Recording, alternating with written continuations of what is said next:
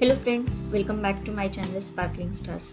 आज आपण कैरीचा गुळांबा कसा करायचा ते बघणार आहोत। हा वर्षभर टिकतो, खूप छान होतो आणि हा तुम्ही पोळीला किंवा ब्रेडला जामसारखा लावून खाऊ शकता किंवा असाच नुसता पण खाऊ शकता साईड डिश म्हणून।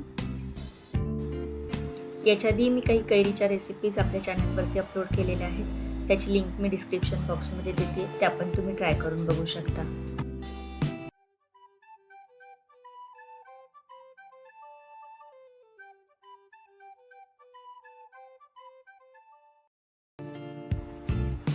मी कैरी घेतलेली आहे, जे मी साल काढून किसून घेणार आहे।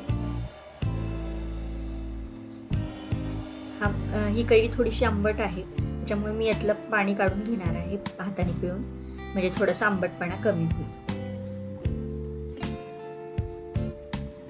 जितका आपला किस होईल कैरी किसून त्याच्यात तितकंच आपल्याला गूळ किंवा त्याच्यापेक्षा थोडासा कमी वापरायचा आहे आपल्याला गूळ इथे।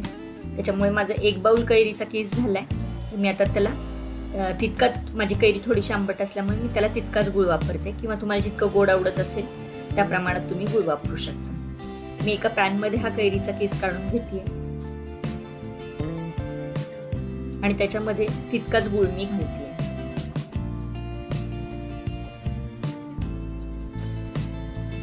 आणि गॅस सुरू करून मंद गॅसवरती हा गूळ आणि गूळ पातळ करून घ्यायचा आहे, म्हणजे गुळाच्या पाक तयार होईल आणि त्याच्यामध्ये कैरीचा किस आपला शिजून छान तयार होईल।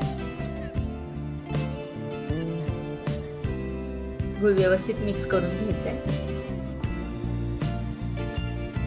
गूळ जसा जसा वितळायला लागेल तसं तसं गुळाचं पाणी तयार होईल। तुम्ही बघू शकता गूळ पूर्णपणे वितळला आहे। आता ह्या गुळाच्या पाण्यामध्ये आपल्याला किस पूर्ण शिजवून घ्यायचा व्यवस्थित। एक 10 ते 15 मिनिटांमध्ये पूर्ण गुळाचं पाणी आटले जातं। सुरुवातीपासून शेवटपर्यंत 10 ते 15 मिनिटं लागतात आपल्याला। तुम्ही बघू शकता आपलं गुळाचं पाणी पूर्ण आटलेलं आहे, किस आपला छान शिजलाय गुळाच्या पाण्यामध्ये। आता याच्यामध्ये आपण थोडीशी जायफळ पावडर टाकते मी आणि अगदी चिमूटभर मीठ घालते।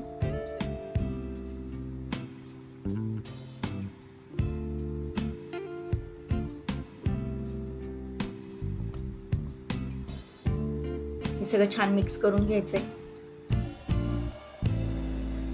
खूप छान रंग आलाय आपल्या गुळांब्याला। लहान मुलं खूप आवडीने खातात। 1 ते 2 मिनिटं शिजवून घ्यायचं आणि गॅस बंद करायचा। आपला गुळांबा छान तयार आहे। आता हा तुम्ही थंड करून एखाद्या बॉटलमध्ये भरून ठेवू शकता, काचेच्या बरणीमध्ये, आणि वर्षभर छान राहतो हा।